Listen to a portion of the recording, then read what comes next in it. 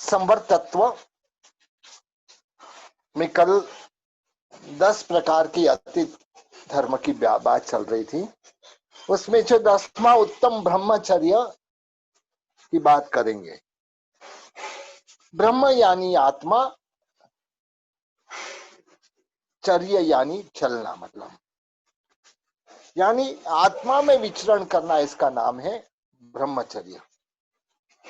व्यवहारिक दृष्टि से हमारे 9 वार्ड का पालन करना, मतलब मन वचन काया से मैथुन का त्याग करना ब्रह्मचर्य धर्म है। और जिसके द्वारा ये 9 वार्ड से ब्रह्मचर्य की रक्षा होती है। कौन से 9 वार्ड है वो मतलब देखेंगे। संसक्त वस्ती त्याग, यानी कि जहां पे स्त्री पुरुष पशु नपुंसक वगैरह रहते हो उस स्थान का त्याग करना। फिर दूसरा है स्त्री कथा त्याग, यानी स्त्री को पुरुष की कथा का त्याग और पुरुष को स्त्री की कथा का त्याग, उसकी लावण्य की चर्चा नहीं करना। निषद्या त्याग, यानी जिन स्थान या आसन पर स्त्री या पुरुष बैठे हैं उस आसन तक, मतलब स्त्री के बैठी हो वहां पुरुष मतलब 48 मिनट तक नहीं बैठे। मतलब अंगोपांग निरीक्षण त्याग, स्त्री पुरुष के अंगोपांग निरीक्षण नहीं करे, राग दृष्टि से नहीं करे। मतलब संलग्न दीवार त्याग, यानी संलग्न दीवार में जहां दंपति रहते हो, पति पत्नी रहते हो, ऐसे स्थान का त्याग करना। पूर्व क्रीडित भोगों का विस्मरण, यानी पूर्व काल में जो भोग भोगे हैं मतलब उसको याद नहीं करना। प्रणीत आहार त्याग, यानी गरिष्ठ एवं विकार जन्य आहार का त्याग करना। अति आहार त्याग, अधिक प्रमाण से भोजन का त्याग करना। और विभूषा त्याग, स्नान इत्र तेल आदि का मालिश करके शरीर की शोभा बढ़ाने की प्रवृत्ति का त्याग करना। तो यह जो 10 प्रकार से, मतलब 10 प्रकार से यति धर्म की बात हुई। मतलब अब आगे बढ़ते हुए अनुप्रेक्षा यानी 12 भावना की बात करेंगे। मतलब कभी ना, मतलब हर एक अपने जो विचार है मतलब उसके हिसाब से उनका जीवन बनता है। मतलब जो महापुरुष बनते मतलब उनके विचार उत्तम होते, जो भी मतलब ऐसे हीन पुरुष होते मतलब उसके विचार भी हीन होते। मतलब जैसे परमात्मा महावीर महापुरुष बने तो उनके हर जगह पे मतलब उनके विचार उत्तम। गर्भ में आए परमात्मा तब से मतलब उनके विचार उत्तम थे, माता को कष्ट नहीं पहुंचे, मतलब ऐसे मतलब। और कहीं पे भी मतलब दूसरे किसी को कहीं पे भी अपना अभिमान नहीं दिखाया। जहाँ पे पाठशाला भेजे गए मतलब वहां पे भी उन्होंने मतलब अपना ऐसा नहीं कहा कि मैं तो सब जानता हूँ। मतलब तो यह परमात्मा महान बने इसका कारण उनके विचार मतलब उत्तम कोटि के थे। ऐसे मतलब जो कंस गोशालक कोणिक वगैरह जो मतलब जो नरकगामी जीव है या मतलब ऐसे दुर्गति में जाने वाले जीव है, मतलब उसके अंदर जो विचार जो ऐसे मतलब वो हीन विचार चलते हैं, जिसकी वजह से वह अपने इसके लिए कहा कि मतलब हमारी जो जैन धर्म में यह अनुप्रेक्षा की बात है, हमारा चिंतन कैसा रहना चाहिए, तो इसके बारे में यह 12 भावना की बात करेंगे। मतलब प्रेक्षा का अर्थ होता है कि मतलब प्रकर्ष रूप से देखना, यानी बरोबर देखना, मतलब और एकाग्र स्त्री होके देखना, मतलब स्थिर होके देखना, उसका नाम है मतलब अनुप्रेक्षा। मतलब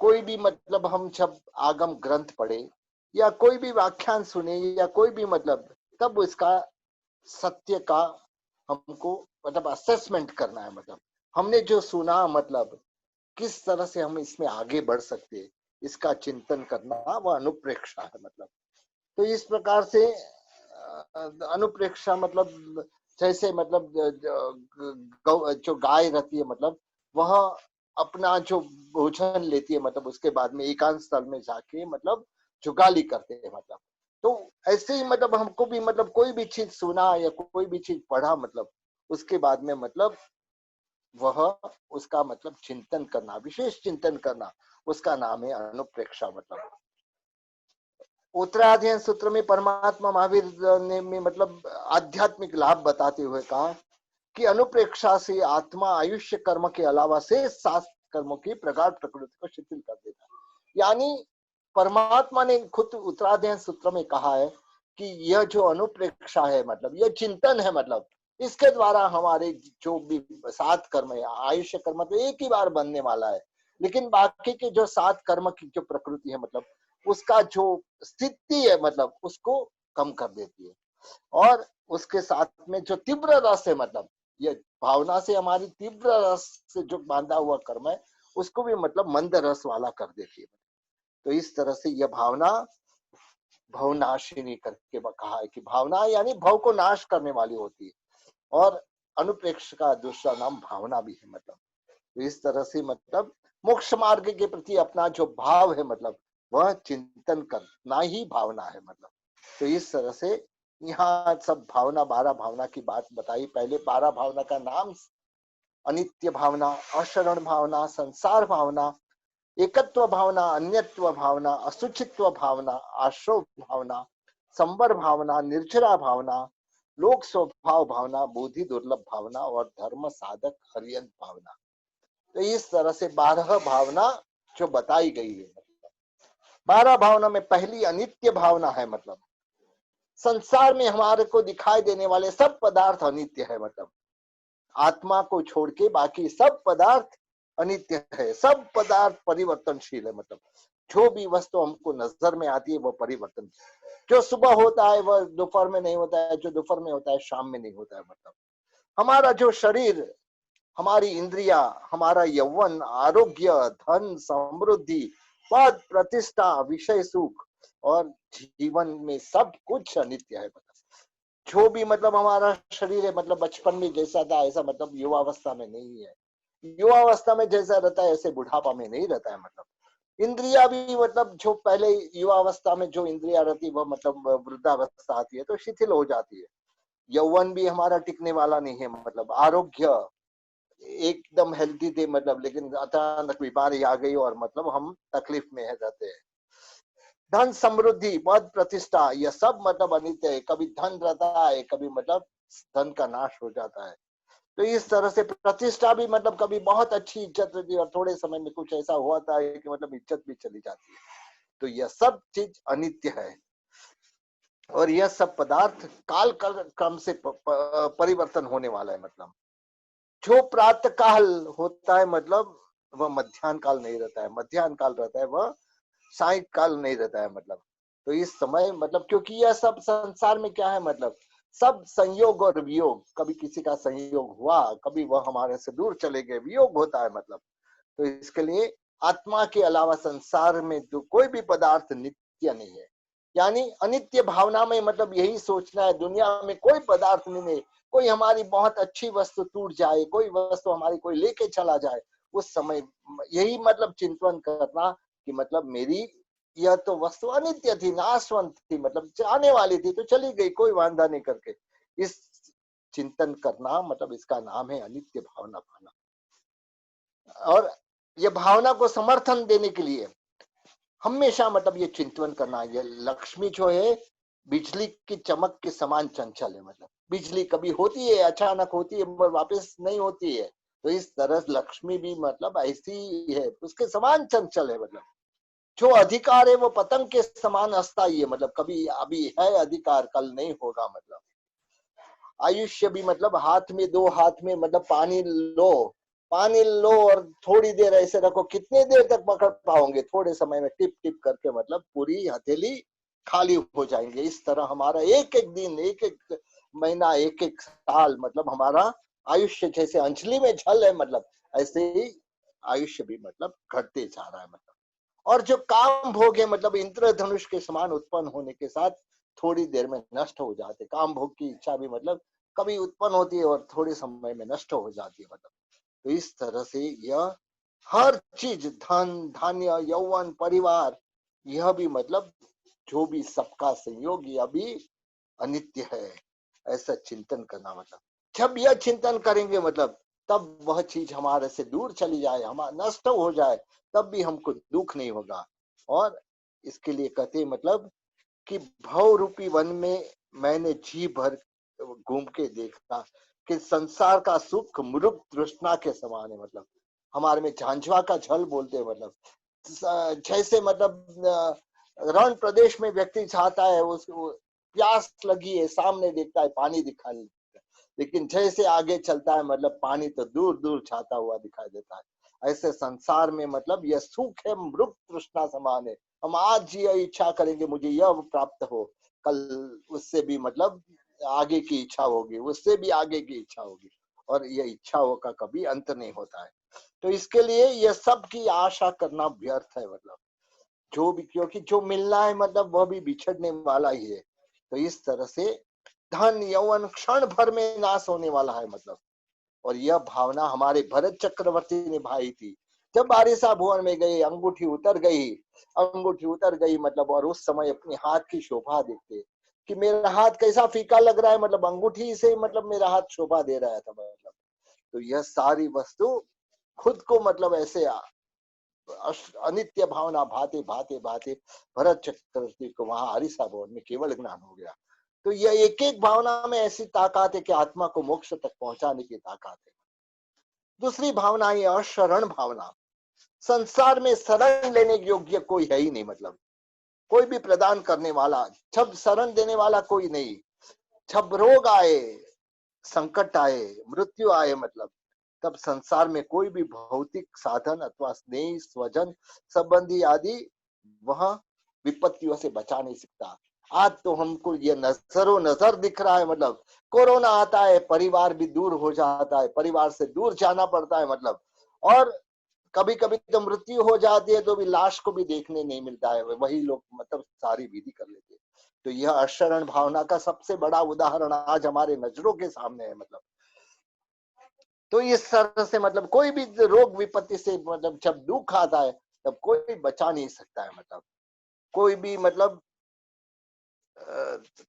कितना भी बड़ा सम्राट क्यों न हो, मतलब कितना भी बलवान मनुष्य क्यों न हो, मतलब लेकिन मरण को कोई टाल नहीं सकता है, क्योंकि मृत्यु के आगे मतलब कोई जीव टिक नहीं सकता है। मतलब और इसके लिए मतलब यह शरण देने वाला कोई नहीं है।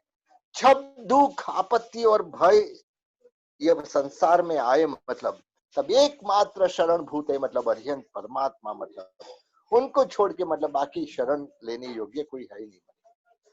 तो इसके लिए हमारी जो आत्मा है, मतलब जो अजर अमर अविनाशी और पूर्णानंद स्वरूप को अवश्य मतलब जो स्वरूप अपना है, मतलब आत्मा का स्वरूप पूर्णानंद है, मतलब हमेशा आनंद में रहना है। मतलब तो वही स्वरूप को यदि यह शरण भावना पाएंगे तो मतलब हमारी आत्मा यह स्वरूप को प्राप्त कर सकती है। यह भावना भाई थी अनाथि मुनि। ऐसे उनका नाम तो कुछ अलग था। मतलब लेकिन जब एक बार राजगृही नगरी के उद्यान में मतलब ध्यान मग्न थे, श्रेणिक महाराजा आए वहां से। देखते मतलब सुकोमल काया, इतना अच्छा रूप, इतना मतलब प्रभावशाली चेहरा, यह सब देख के सैनिक महाराजा आश्चर्य में पड़ जाते। इनको चरित्र लेने की क्या जरूरत है। मतलब हाथ जोड़ के मुनिवर को खड़े। सैनिक महाराजा कोई पहले तो समकित दृष्टि नहीं थे, मिथ्यात्व थे। मतलब लेकिन जब यह अनाथि मुनि का योग मिलता है, मतलब जैसे ही मतलब ये सामने खड़े हुए थे श्रीनिक महाराजा, ध्यान पूर्ण हुआ, मुनि भगवंत ने मतलब श्रेणिक महाराजा ने पूछा, अरे आपने दीक्षा क्यों ली? मतलब अरे आपके पास क्या कमी थी मतलब कि आपने दीक्षा ली? मतलब तो बोलता है कि मैं अनाथ था, मतलब और मुझे यह चारित्र लेने के बाद मैं सनाथ बना हुआ, मतलब इसके लिए मैंने चारित्र लिया। तो मतलब क्या बात करते हो, अरे मैं आपका नाथ बनूंगा, मतलब मैं आपका नाथ बनने के लिए तैयार हूँ। मतलब आपको जो चाहिए, मतलब आपको धन दौलत राज्य कन्या जो भी चाहिए वह देने के लिए तैयार था, मतलब तैयार हूँ। मतलब चलो मेरे साथ, मतलब मेरे महल में चलो। मतलब तब मुनि भगवंत हंसते हुए कहते हैं मतलब कि हे श्रेणिक महाराजा, मेरे पास यह सब तो मेरे पास भी था। मतलब मेरे पास भी मतलब इतना धन कुबेर का भंडार जितना भंडार था मतलब मेरे पिता के पास, और परिवार भी इतना प्रिय मेरा, मतलब इतने मतलब मेरी आज्ञा को उठाने वाला, मतलब परिवार भी, माता पिता भी इतने मतलब प्रेमाल मिले थे। मतलब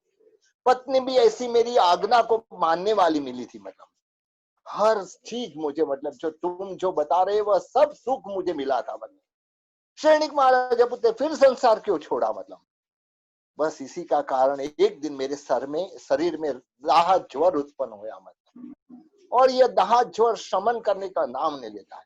माता पिता चिंतित है, पत्नी खड़े पांव रहती है मतलब मेरी सेवा में मतलब, लेकिन कुछ मन नहीं होता है मतलब, मेरे शरीर में जो रोग है मतलब उसका शमन नहीं होता है। मेरे पिता धनवान थे मतलब, अच्छे से अच्छे वैद्य को बुलाते हैं मतलब, वैद्य को बुलाने के बावजूद भी मतलब वैद्य भी मतलब अपना सारे उपचार कर चुके हैं मतलब, कोई उपचार काम नहीं होता है मतलब। मुझे यह समय पे मतलब ऐसे मन में हुआ कि मेरी मृत्यु ऐसे ही हो गई मतलब, यही हाय होए वे में मतलब मेरी जो ये बीमारी आई मतलब उसमें ही मेरी मृत्यु हो गई तो मेरा क्या होगा मतलब। तो उस समय मतलब मैंने एक मन से विचार किया कि मुझे अभी शरण लेना है किसका, जो वैद्य का शरण लिया मतलब वैद्य का शरण भी कोई काम नहीं आया। धन दौलत कितने भी मतलब मेरे पिताजी देने के लिए तैयार थे, लेकिन मतलब मुझे बचाने वाला कोई नहीं मतलब। उस समय मुझे ऐसा लगा कि मुझे शरण लेने योग्य सिर्फ धर्म है मतलब। उस समय मैंने निश्चित किया मतलब कि जो भी है मतलब यह मेरा जो दाह जड़ शांत हो जाएगा तो मैं कल सवेरे मतलब दीक्षा लूंगा। और जोगानुजोग जैसे ये विचार आए मतलब मेरा दाह जड़ शरीर का शांत हो गया। कितने दिनों से मैं सोया नहीं था मतलब, मुझे अच्छी नींद आ गई मतलब, सवेरे जैसे कि मेरे शरीर से सारी बीमारी खत्म हो गई मतलब। धर्म का शरण यह काम करता है। तो यह धर्म के शरण की वजह से मतलब जो भी मेरे शरीर की बीमारी सारी खत्म हो गई मतलब। और इस समय मतलब मैंने यह जो सोचा था कि यदि मेरे यह सब शांत हो जाए तो मतलब मैं कल सवेरे चारित्र लूंगा मतलब। और इसी तरह से मतलब मैंने देखा संसार में हम मानते कि ये मेरा सगा है, ये मेरा मतलब, लेकिन मेरा कोई सगा नहीं है मतलब, धर्म को छोड़ के और कोई सगा नहीं है मतलब। इसके लिए मतलब मैंने चारित्र अंगीकार किया।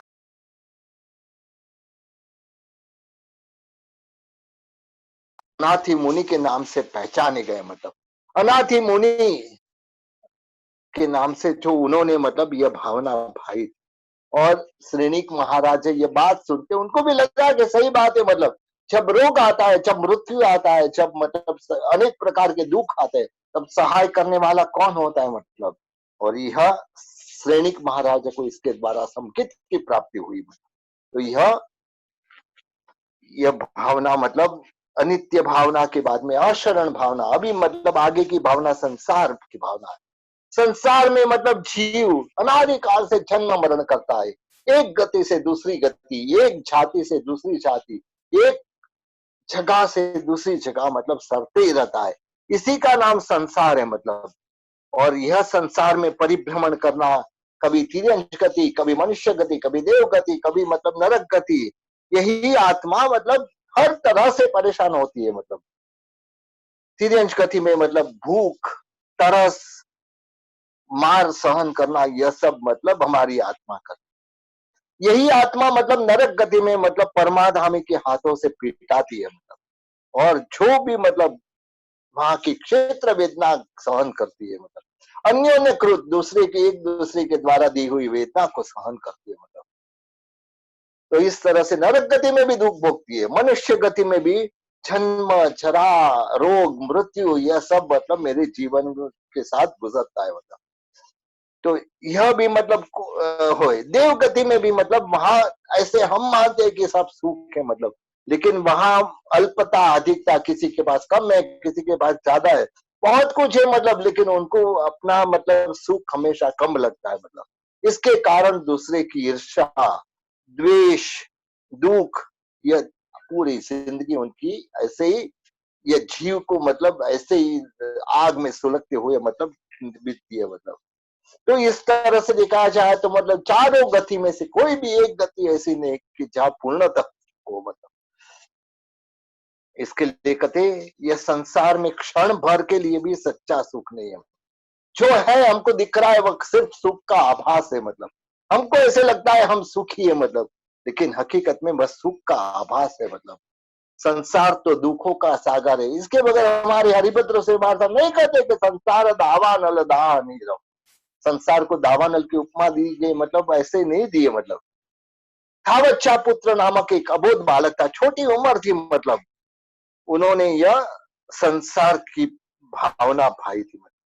एक दिन छोटा बच्चा था, मतलब बाजू के घर में, मतलब अभी 7 8 9 साल का बच्चा था, मतलब बाजू के घर में बहुत अच्छे गीत गाने की मधुर स्वर सुनाई देते हैं। मतलब पूछती माँ को, माँ ये क्या है, मतलब ये इतने अच्छे गीत क्या गाए। मतलब तो अरे बेटा, मतलब बाजू के घर में पुत्र का जन्म हुआ है, उसकी खुशी के लिए ये मंगल गीत गाए जा रहे हैं। मतलब और थोड़े दिन हुए, मतलब तो उसके दिन उसके उस समय घर में रोने की आवाज आती है, लोग विलाप करुण विलाप कर रहे थे। मतलब ये सुनकर थावचा पुत्र अपनी माँ को पूछता है, हे माँ, ऐसे अप्रिय गीत को क्यों गाते हैं?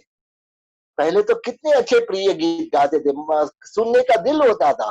अब मतलब ऐसे अप्रिय गीत को क्यों गाते? मतलब माँ ने गंभीर स्वर से कहा, बेटा ये गीत नहीं है, यह रोने का स्वर है, मतलब यह रुदन का स्वर है। मतलब जिस पुत्र के जन्म की खुशी में सुरीले गीत गाए जा रहे थे, वही पुत्र का वियोग हुआ है, मतलब उसकी मृत्यु हो गई। मतलब उसके लिए अब सब लोग शोक और विलाप कर रहे हैं। मतलब था बच्चा पुत्र बच्चा था, मतलब पूछ रहे माँ को, माँ अभी जन्मा और अभी मर गया क्या? मतलब तो मैं क्या माँ, ये मैं भी एक दिन मर जाऊंगा? माँ ने कहा कि पुत्र, यह अनिवार्य घटना है, जिसका जन्म होता है उसकी मृत्यु निश्चित होती है। मतलब और पहले या बाद में, मतलब अवश्य मृत्यु होती है। था बच्चा पुत्र ने संसार की अनुप्रेक्षा करते हुए कहा, माँ तो क्या यह जीवन जन्म झरा रोग और मरण युक्त होकर ही यूं ही चलता रहेगा क्या? मतलब ऐसे ही चलेंगे क्या? मतलब भव भव ऐसे ही गुजरेगा? मतलब इस संसार परंपरा का कोई अंत ही नहीं है। मतलब तब माँ ने बताया, वत्स, यदि यह संसार परंपरा में अपवाद है तो एक भगवान अरिष्ट नेमिनाथ भगवान है। मतलब नेमिनाथ भगवान के शासन की बात है। मतलब तो यह नेमिनाथ भगवान के शरण में जो जाता है, मतलब बस और सत पुरुषार्थ करता है, मतलब वह मनुष्य जन्म जरा मृत्यु से मतलब दूर हो जाता है। मतलब भगवान के शरण में, मतलब तो उसने मतलब किया कि माँ, मतलब मुझे मतलब भगवान के शरण में जाना है, मुझे भी अमरत्व की प्राप्ति करनी है। मतलब और एक दिन यह जो बच्चा था, मतलब अरिष्ट नेमी भगवान यानी नेमिनाथ भगवान के पास जाके चारित्र ग्रहण करता है। उनकी वाणी से उनके वैराग्य वासित हो जाता है और चारित्र ग्रहण करता है और अपने संसार को नष्ट कर देता है। मतलब बोलते हैं ना, थावच्चा पुत्र हजारे रे आदिश्वर अलबेलो रे। मतलब यह थावच्चा पुत्र सिद्धाचल पे 1000 के साथ मोक्ष गए। मतलब इसके बाद में चौथी भावना एकत्व भावना, मतलब आत्मा का अकेलापन का चिंतन करना। मतलब ये एकत्व भावना है। मतलब मैं अकेला हूं, यह सब जो तन धन यह सब, मतलब मैंने मेरा साथी माना है। मतलब लेकिन सही में मतलब मेरा कोई साथी नहीं है। मतलब स्वजन परिजन कोई नहीं है। मतलब जीव जो अपना कर्म करता है, मतलब उसके मुताबिक ही मतलब उसको भोगना पड़ता है। तो इस तरह से संसार में प्रमाद व तन धन स्नेही स्वजन अपने स्वार्थी मान बैठता है। मतलब लेकिन जब सच्चा परिचय होता है, मतलब तब मतलब जो भी मित्र भी दूर हो जाते हैं, स्नेही स्वजन भी दूर हो जाते हैं, धन संपत्ति भी चली जाती है, शरीर भी मतलब साथ नहीं देता है। तो इसके लिए यह जो एकत्व भावना यानी मैं अकेला हूं, यह भावना भाना, यह सब चीज मतलब मैं मान बेटा हूं मेरा साथी है। मतलब लेकिन हकीकत में मेरा साथ देने वाली कोई नहीं है। मतलब यह भावना भाई थी नमी राजर्षि ने। मतलब नमी राजर्षि ने कैसे मिथिला नगरी में के नमी राजा शरीर में दाह ज्वर उत्पन्न हो गया। मतलब और रोग के निवारण के लिए रानियां सब मतलब चंदन घिस रही है। मतलब अंदर दाह ज्वर है तो ठंडक करना है, तो उसके लिए चंदन घिस रही थी। मतलब और चंदन घिसते घिसते मतलब उस समय जो हाथ में रहे हुए कंकड़ की आवाज जो हाथ में कंकन पहने थे उसकी आवाज ये चंदन घिसती थी, मतलब तब उसको सहन नहीं होता था नमी राजर्षि से। तो उसने कहा कि मतलब ये आवाज किसका है, मतलब मेरे से सहन नहीं हो रहा है। मतलब जो पटरानी थी, मतलब उसने कहा कि देखो सब लोग मतलब अपने सौभाग्य के चिन्ह के रूप में एक कंकन रखो, बाकी के कंकन निकाल दो। मतलब थोड़ा समय होता है, मतलब नवी राजश्री पूछते हैं, मतलब नमी राजा पूछते हैं, मतलब कि पटरानी को पूछते हैं, मतलब क्या चंदन घिसाना बंद हो गया क्या? मतलब तो बोलता नहीं नहीं, चंदन घिसना तो चालू ही है। मतलब तो फिर आवाज क्यों नहीं आ रही? मतलब तो उसने कहा कि सब प्राणियों ने जो इतने सारे कंकन थे वह सब निकाल दिए, सिर्फ एक ही कंकन पहना, मतलब इसके लिए आवाज नहीं मचता।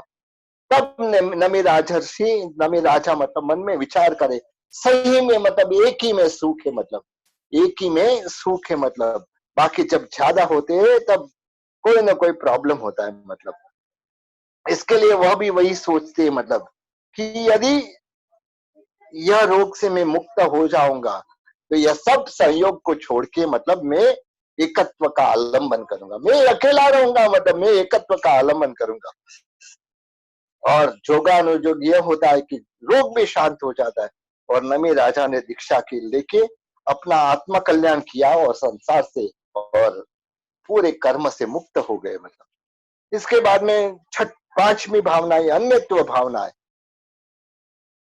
ये एकत्व भावना में मैं अकेला हूं, मतलब अन्यत्व भावना में मेरा कोई नहीं है। मतलब ये दोनों भावना एक दूसरे से जुड़ी हुई है। मतलब मैं अकेला हूं, मेरा कोई नहीं है। मतलब यह शरीर जो मैंने धारण किया है वह भी मेरा नहीं है। मतलब तो फिर घर परिवार कुटुंब धन वैभव आदि कैसे मेरा हो सकता है? मतलब मैंने मेरा मान लिया है, मतलब ये धन मेरा है, ये घर मेरा है। मतलब लेकिन कभी न कभी तो या तो हमको उसको छोड़ के जाना है या तो वह हमको छोड़ के चला जाएगा। मतलब तो इसके लिए मैं अन्य हूं, मतलब और यह सब मतलब मुझसे भिन्न है, मतलब मेरे से अलग है। मतलब ऐसी मान्यता करना, मतलब शरीर भी क्या है, मतलब जड़ है, नाशवंत है, अस्थिर है, मतलब क्षण भंगुर है। तो मैं तो कौन हूं? मतलब मैं जड़ नहीं हूं, मैं आत्मा हूं, मतलब चेतन स्वरूप हूं। मतलब शरीर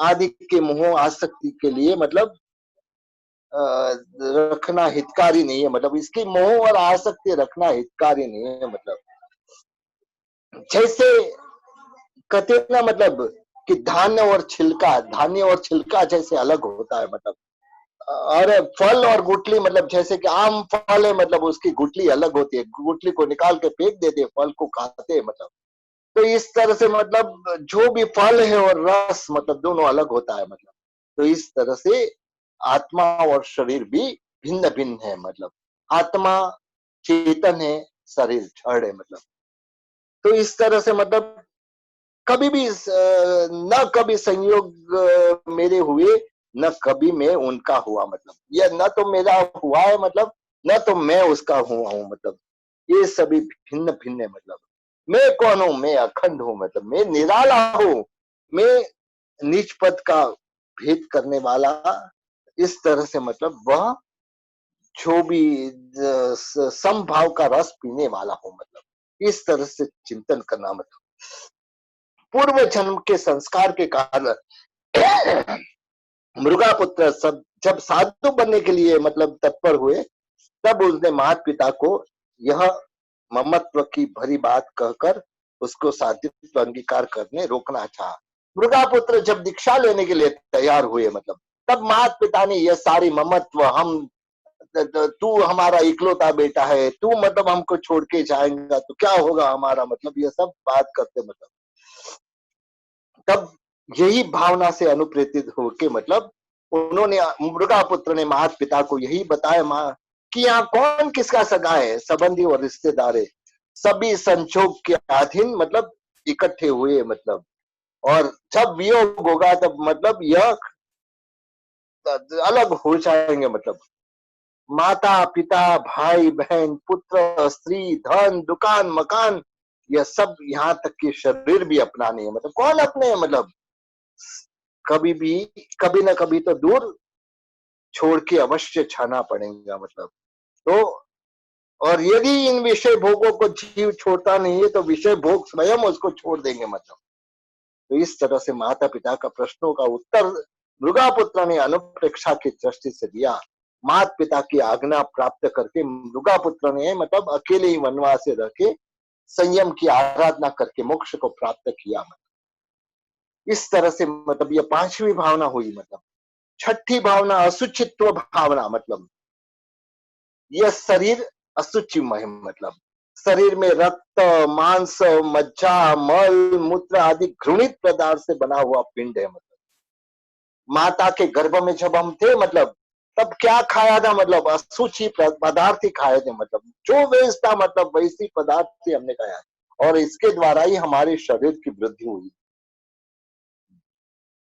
और यह शरीर हमारा कैसा है, मतलब कितना भी उत्तम से उत्तम पदार्थ खाओ तभी तो खाते वक्त हाँ वाह रसगुल्ला वाह यह वाह वाह करके मतलब हम खाते हैं। मतलब रसीले पदार्थ खाओ, मतलब यह शरीर के सहयोग से जब आता है तो वह उसका असूचित के रूप में परिणमित हो जाता है। मतलब इस देह को कितना भी मतलब सुगंधी पदार्थ युक्त जल से स्नान कराओ, मतलब अच्छे से अच्छे चंदन वगैरह का उत्तम पदार्थ का विलेपन करो, मतलब लेकिन सभी द्रव्य अंत में तो यही द्रव्य जो सुगंधित द्रव्य भी दुर्गंधित के रूपांतर हो जाते। मतलब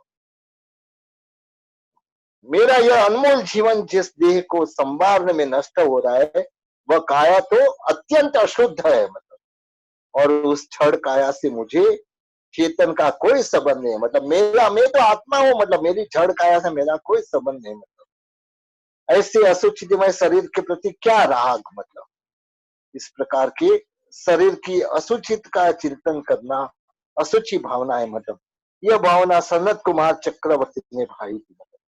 सनत कुमार चक्रवर्ती कहते ना कि हमारा शरीर कैसा है, ये चमड़ी अच्छी दिख रही है इसके लिए हम अच्छे दिख रहे हैं। मतलब बाकी हमारी यदि ये चमड़ी को उल्टा दी जाए, सिर्फ मतलब इसको रिवर्स कर दी जाए तो हम हमारे खुद के रूप को हम देख नहीं पाएंगे। मतलब तो यह भावना सनत कुमार चक्रवर्ती ने बांधी, बहुत ही रूपवान थे। मतलब एक बार इंद्र महाराजा ने प्रशंसा की, दो देव आए मतलब देखने के लिए, रूप देखते मतलब वाह क्या रूप है, मतलब मुंह से आवाज निकलती क्या रूप है। मतलब मनुष्य में ऐसे रूप देखना मतलब बहुत आश्चर्य लग रहा है।